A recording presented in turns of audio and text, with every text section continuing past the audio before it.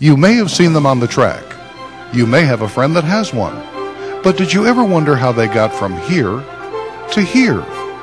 In the next few minutes, we'll explore the odyssey of retired racing greyhounds, from the track to the many dedicated volunteers of Southeastern Greyhound Adoption to that final forever home. This is their story on the road home, Greyhound Adoption. But first, a little greyhound history from the chairman of the advisory board of Southeastern Greyhound Adoption, John Parker. Greyhound or greyhound-like dogs is probably the most accurate way to put it. Date back to the years before Christ. Pictures of greyhound-type dogs are found on Egyptian tombs and that sort of thing. They're mentioned in the Old Testament, in the King James Version anyway. And you can't really say they are today's modern greyhounds. Those dogs date back to about the 2nd century A.D. Greyhounds are a beautiful breed. They're a special breed. They're loving, they're loyal, they have heart. It's just like a thoroughbred horse. They're athletes and they have that heart. They are the most special dogs and will give you unconditional love. Of the nearly 2,000 greyhounds that have been adopted through the efforts of the Atlanta chapter of Southeastern Greyhound Adoption, the majority have come from the Tallahassee chapter of SEGA, located at Jefferson County Kennel Club in the Florida Panhandle. Jefferson County Kennel Club is probably the lowest track in the country. Racetracks go in tiers. There are really great tracks like Derby Lane in Tampa, where they have great facilities, and most of the dogs, they either go into adoption or they move to other tracks, and eventually they wind up at Jefferson County Kennel Club. So the dogs that are at this track truly have no place else to go. It's truly the end of the road for them. So our focus is on trying to find homes for the dogs that retire. The track gives us the kennel building, and that's really their sole support of us, is that they allow us to use one of the empty racing kennels at the track. And we pay David, who's our kennel helper, and he turns out the dogs 4 times a day, feeds them, cleans their crates, mops the floor, does all of the things that are involved in the day-to-day, just physical care of the dogs. We also provide the dog food for them. We have a volunteer who goes to the feed store every week and picks up 10 bags of dog food and takes it out to the track and leaves it in the kennel. And the cost to us in terms of supporting the dogs runs between $2,000 and $3,000 a month. And that's just for the day-to-day care of the dogs. That doesn't count any kind of physical ailments or anything like that, and no vet care or anything. And then we send dogs from the track to other adoption groups. Like when we take the dogs to the Atlanta group, it's wonderful because we take them in our vehicle and we take them to Perry, and the Atlanta folks come and pick them up. But the huge number of our majority of them we pay a professional dog hauler to take them, and that comes at a cost of about between $70 and $80 a dog. And we move about 400 dogs a year.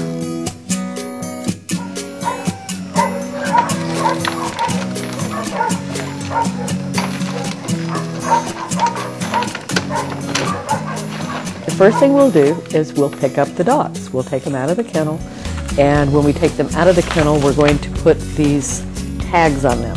And these are tree tags that used like nurseries use, and we put the name of each dog on the front side of the tag, and we put my phone number, cell phone number, on the back side of the tag. And this is sort of their little temporary identification tag until they get their official SEGA tags on.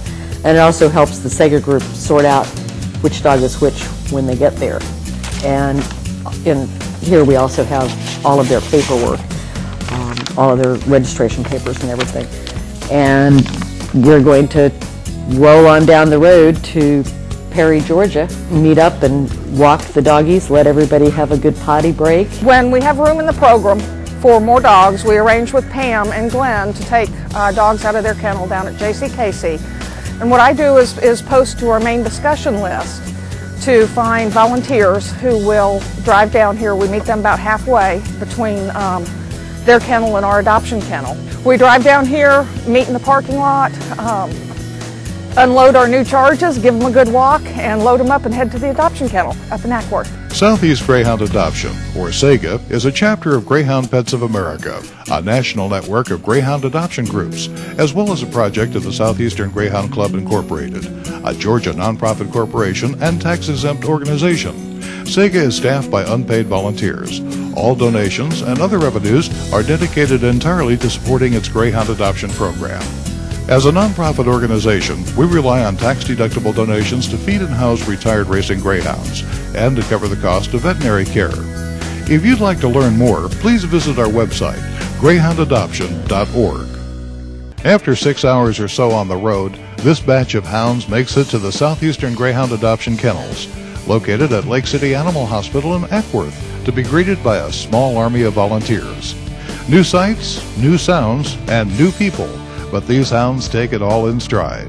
First stop, Beth Kuhn, the processing chairman. Well, I get their paperwork started, and it starts before they get here. I actually put together the adoption folders with contracts and our informational brochures, and I usually already have the tattoo numbers and I have tag numbers ready to go. And so when we get here, we get the dogs weighed in, and I also try to have some kind of idea of their vet records ahead of time, and then I look at whatever vet records have come with them to see who's due for shots, and of course they're all spayed or neutered, so that's an easy check mark on that line. And basically I just get their permanent folder started and then put copies of their gold, which is the NGA certificate, put the copy of that into their adoption folder, and the original stays in their permanent folder, just like a person has a permanent folder at their school or with their doctor. And it's a lot of detail work, but that's the record that's going to move with the dog throughout. Then it's off to baths and a whole lot more. When the dogs come in off the tracks, my job is to round up volunteers, bring them out, get them lined up, and get the dirty dogs bathed and clean and ready for their new homes. Cleanliness isn't one of the prerequisites for racing, apparently, so some of them come in pretty grungy. Lots of times they have little nicks and scrapes, and we always have to be careful about fleas and ticks because, of course, we don't want any extra little critters in the kennel other than greyhounds. These dogs, when you think about the transition they've gone through that very day, they have left a racetrack to an adoption kennel into a hauler, which they're pretty used to. From the hauler, they've gone into cars, which they've never seen before. They've gotten transported to this place they've never seen before. They're walking around with people they've never met. And then we take them back to the back and we lift them up and we put them in a great big bathtub and start pouring water over them. It's a really amazing transition that they've gone through. The trust in their eyes and their ability to just stand there and let us do whatever it is we're going to do to them to get them ready to move on to the next phase of their career is truly amazing. It's a very satisfying feeling. Getting good and clean is just the first step for the lucky greyhounds that come into the care of Southeastern Greyhound Adoption. A thorough health checkup is performed by Lake City Animal Hospital veterinarian Dr. Toby Carmichael to make sure the greyhound you adopt is not only clean, but healthy as well. The first thing we do is go ahead and just do a complete physical exam. Evaluate their teeth, evaluate for lamenesses, check their skin. Most of all the animals are parasitized when they come off the track. So they're immediately put into what we started doing as a herd health management. For all the animals that are here, we deworm them every 2 weeks. They're dewormed as they come in, and then we put them on the schedule, and if they're downstairs, they get dewormed every 2 weeks, regardless of when they were dewormed last, because we're trying to maintain more of a herd health type of approach with all these guys. We do a heartworm test that actually tests for 3 of the common tick-borne diseases that these guys are exposed to, so that we can know whether or not they test positive for any of those. If they test positive, then we go ahead and treat them with medication. So some of the guys actually will be adopted out on antibiotics because they had tested positive for one of those diseases. If they're due for their rabies vaccine or distemper parvo vaccines, then we go ahead and vaccinate against that as well. If they have not been spayed or neutered by the time they get here, we go ahead and take care of that. And almost all of them, because of genetically just having bad teeth, they always go ahead and get a dental as well. And we try and take care of whatever abscess teeth or loose teeth there may be at the time.